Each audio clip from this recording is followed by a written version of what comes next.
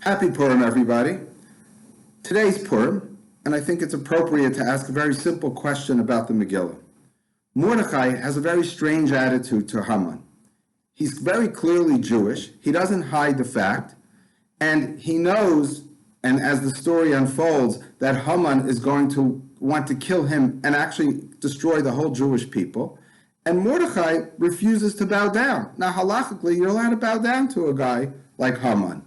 Or if you don't want to bow down, avoid him. But why are you facing him that way? And if you think Mordechai made a mistake and he realized he made a mistake, you never see any idea in the Megillah that Mordechai changed his attitude and said, oh, I should really have bowed down to this guy. So what's going on? So to answer that, I think we have to understand that as a Jew, we have many different approaches to being Jewish. And we wear many different hats. Personally, I started off wearing this hat, which tells everyone you're a yeshiva bacher. You're from the black hat community. And sometimes I would wear this, other times I would want to hide the fact that I'm a yeshiva bacher, and I would go out into the wide world and put on a baseball cap. And then everyone knows you're not Jewish now because you're wearing a baseball cap. And who do they think you are?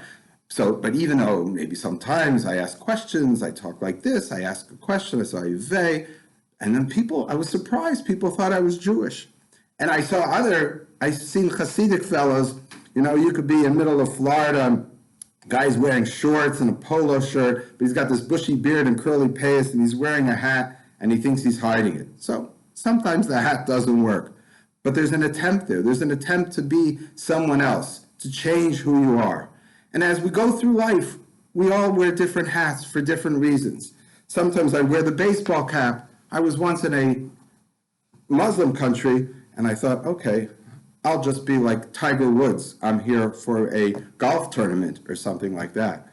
Other times, I would wear, for example, the last few years, I'd put on my MAGA hat and make sure that people realize that they don't have to be afraid of me because, I'm here and I'm a law and order rabbi, something like that. I'm not sure what people think when they see that hat, especially on a rabbi. But as I progressed in life, I decided, I'm going to put on different hats. And one day I decided to become a rabbi in a Mizrahi shul, in a religious Zionist shul. So put on this kippah. Now everyone knows I'm Dati Le'umi and I'm Mizrahi. Other times I would try out for a shul and I'd say, I'm a cool rabbi. I'm I'm a spiritual guy and I'm just one of these cool guys and maybe Jewish renewal, maybe just I'm very spiritual, things like that. So I'd wear this hat. Didn't always work, never got a job in that kind of a shul. But as I progressed, I think sometimes I lost my Haredi background. And when you lose your Haredi background, they think you're sort of this guy now. Now you're the Haman guy, and you're the heretic and the Russia and the evil guy.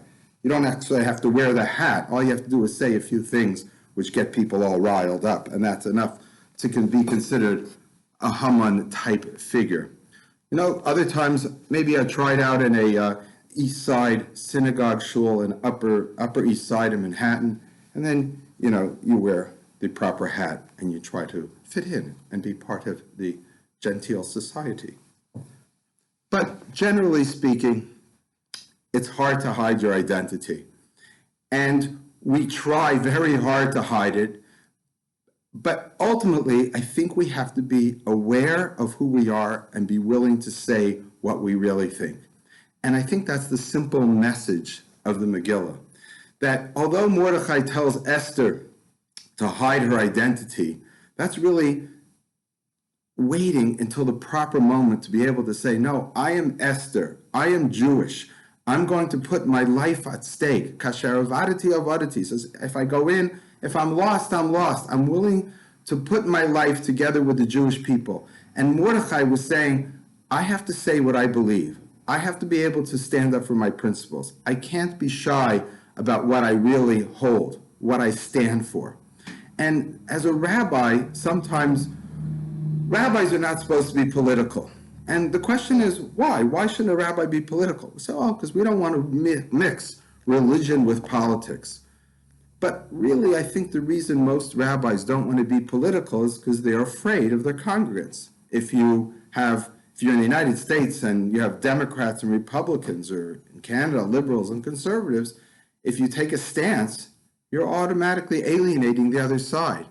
But what happens sometimes is you become that Esther. You become Esther and never break out of that condition. And people don't know what you stand for. Sometimes it's important to be able to be the Mordechai or the Esther at the end of the story and say what you really believe. So although, I might put on that MAGA hat to fool some people, I think it's important sometimes and to stand up and say what you believe, even in the political realm. And here I'm not talking about whether Justin Trudeau should wear a beard or he shouldn't wear a beard. I'm thinking more in terms of what's going on in the United States right now, or just did go on in the United States. And it's always very troubling to me that we feel that we're not allowed to basically say what's considered right or wrong. And therefore there's a fear that if you stand up for some morality, you no longer could stand up in front of a congregation. And when it comes to Mordechai, let's just go back to Mordechai for a second. Mordechai was saying, I'm willing to take a chance. I'm willing to give up not only my life, but the life of the Jewish people, because we have to stand for some principles. And here I'm going to enter into the political realm in the United States and say, hey, what about someone like Trump, right? Trump, even the most Trumpian rabbi or Trumpian Jew would admit that he didn't necessarily have the morals and the ethics that the Torah and Judaism stands for. Actually, he didn't have the moral ethics that anybody stands for. But yet they say, well, he's good for the Jews. He's good for Israel. We like his policies. Well, Mordechai realized that it would be better for the Jews if he didn't say anything. It would be better for the Jews if he just hid in his house and never came out in the street when Haman was walking by. But perhaps, although sometimes you have to be careful about what you say, there's a certain red line that's crossed that says, no, now I have to speak up. Now I have to be able to take a chance, even with the policies that I think are good, or the fact that Trump in this case is good for Israel. You have to say, no, you crossed certain lines, whether it's morality, ethics, insurrection, just plain old disgusting behavior. And you have to say, this is not someone I want to identify with. This is not the person I am. I am Mordechai. I am a Jew. Ish Yehudi haya b'Shushan Habira. Even in Shushan Habira, even in the capital of Shushan, the Persian Empire, he was still an Ish Yehudi. He was a Jewish man. And he's saying, Lo yichav lo yishtachav. I won't bow down. I won't give in. I will stand for what I really believe in. So now, of course, you could say, you're really crossing a line here yourself. You're mixing politics with religion, and before you know it, you're out. No one's willing to listen to somebody who they feel is completely off base. And my answer is, sometimes when you really have a principle that you have to stand for, you have to be able to take a chance. You have to be able to risk your career, your standing, maybe even your life under certain circumstances. And you have to be able to say, no, this is incorrect. This is wrong. This is what I stand for. And I'm willing to stand up and say it. And maybe that's the lesson of Purim. Have a happy Purim.